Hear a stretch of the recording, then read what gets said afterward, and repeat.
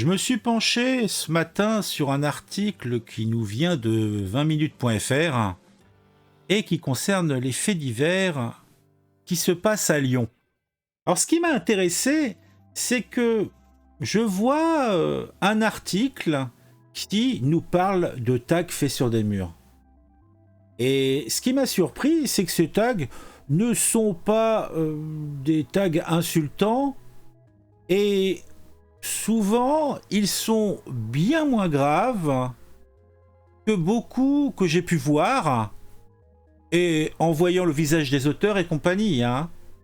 Mais ce qui est encore plus cocasse, c'est que les tags disent la vérité.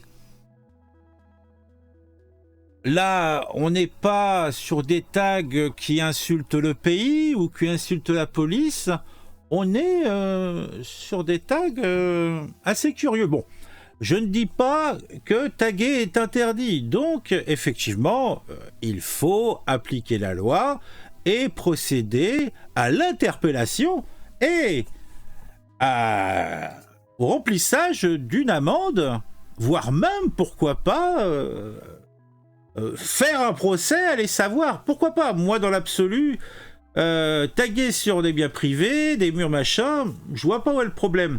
Par contre, ce qui est amusant, c'est que cela amène à faire une brève sur le sujet.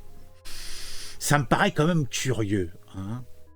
Alors peut-être est-ce le fait que ça serait une personne qui serait une femme, misogynie, et qui en plus serait...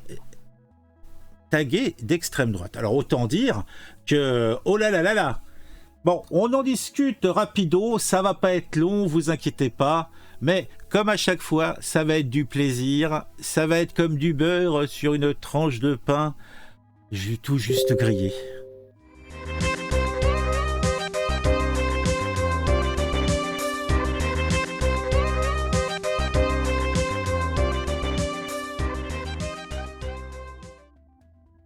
Une femme interpellée pour avoir tagué des slogans d'extrême droite. Lundi soir, donc c'était le lundi, là on est vendredi aujourd'hui, donc c'était lundi, un groupe de femmes d'ultra-droite, alors c'est même pas d'extrême droite, c'est d'ultra-droite, donc en fait, t'as l'extrême droite, donc c'est type le RN, et l'ultra-droite, c'est Zemmour, et encore plus loin, t'as l'Action française... le GUD, enfin je sais pas, moi je connais pas, et peut-être même après t'as les néo-anarchies et tout ça, je connais pas tous ces petits groupuscules et compagnie, mais dites-vous que c'est l'ultra droite, c'est au fond du cul de la droite, pour résumer. Donc, ils ont été pris en flagrant délit par la police en train de taguer au niveau de la Trémie du quai Docteur Gaïdon dans le 2e arrondissement de Lyon. Je connais pas, mais bon, c'est à Lyon. Elles écrivaient, entre autres, « Fallait voter Le Pen ». Oh, mon Dieu, comme c'est contestataire, comme c'est punissable. Oui. Oh. Donc j'espère qu'il y avait au moins des tags orduriers ou je ne sais pas. Alors, ils ont écrit « Fallait pas voter net » et 7,2% d'excision en Seine-Saint-Denis. Bah, je vois pas... En tout cas, c'est pas une exagération puisque je vous ai mis un article du Dauphiné ou du Parisien, je sais plus. Je sens toujours la lame sur moi en Seine-Saint-Denis. 7,2 des 18-45 ans, donc les femmes, ont été victimes d'excision. Voilà, c'est un fait. Donc, a priori, les tags sont des tags où ils incitent à faire comprendre aux gens qu'il fallait voter Marine. Et, attention, en Seine-Saint-Denis, il y a des excisions. Bon, tu me diras, pourquoi mettre ça sur un mur à Lyon ? Je pense que ça, sur un mur à Saint-Denis, ça serait plus pertinent. Mais bon, avec une signature Némésis. Némésis, vous savez, le groupuscule de féministes qui vont debout, vont faire le coup de poing, en tout cas, vont faire la nique devant les antifas. Parce que j'avais vu une vidéo il n'y a pas si longtemps que ça, où justement des antifas voulaient casser la gueule à des femmes, donc des Némésis. Donc là, on les prend la main dans le sac en train de faire des filouteries en taguant sur les murs. Hein? Ah, ces slogans d'extrême droite. Ah ouais, donc c'est des slogans d'extrême droite. Alors c'est plus l'ultra droite, c'est l'extrême droite maintenant. Bah d'accord. Ont été inscrits à l'aide d'une bombe de peinture au niveau de la tribu du Quai de Gailleton dans le 19e arrondissement de Paris. L'autrice, une femme âgée de 23 ans, selon les informations de Lyon Mag, a été prise en flagrant délit et interpellée pour dégradation de biens publics par tag. Oh, c'est vrai que c'est pas comme si Lyon était comme Paris, une ville où tous les jours ça massacre à tour de bras, ça vole, ça cambriole, et puis ça tag. Il y a qu'à voir les murs de Lyon et c'est pas souvent des tags aussi somptueux. Hein.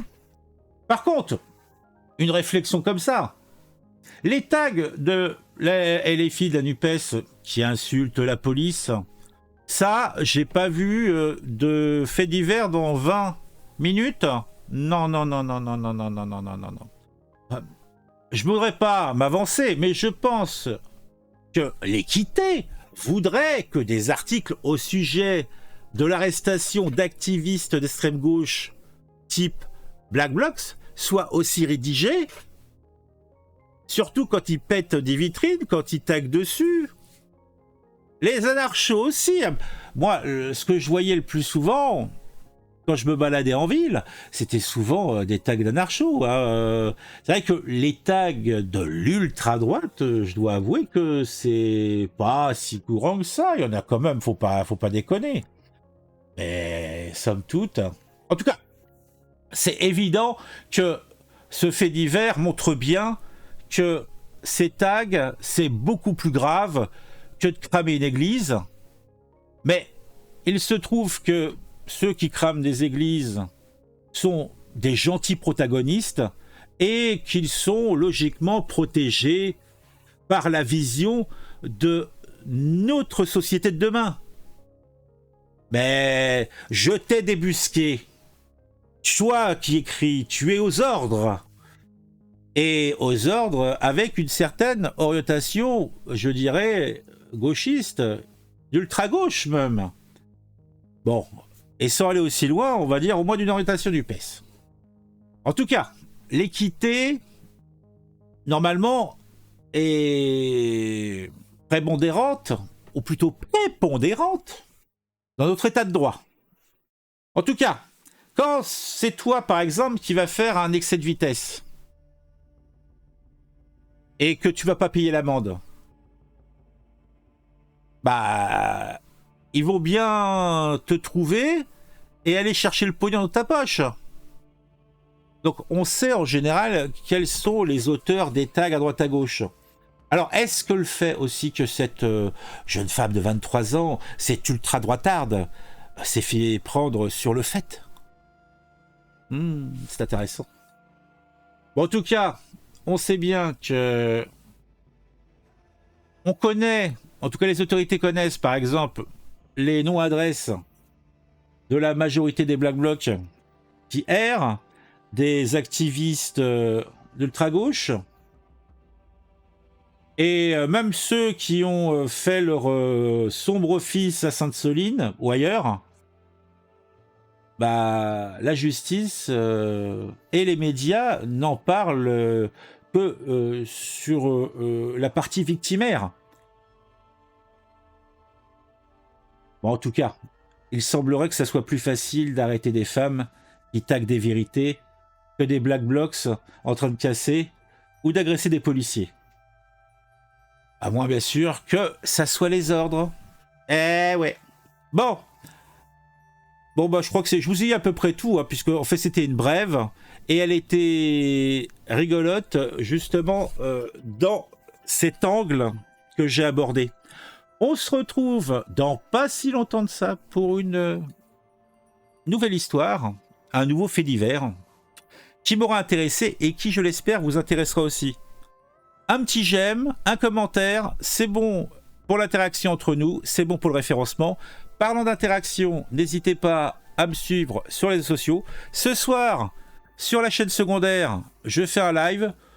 Bon, je taperai la discute, en fait, il n'y a pas de sujet, hein. C'est juste histoire, au moins une fois par semaine, pour ceux qui veulent interagir un peu avec moi, qu'on discute le bout de gras. Vous avez un petit peu de radio libre si vous voulez parler dans le micro.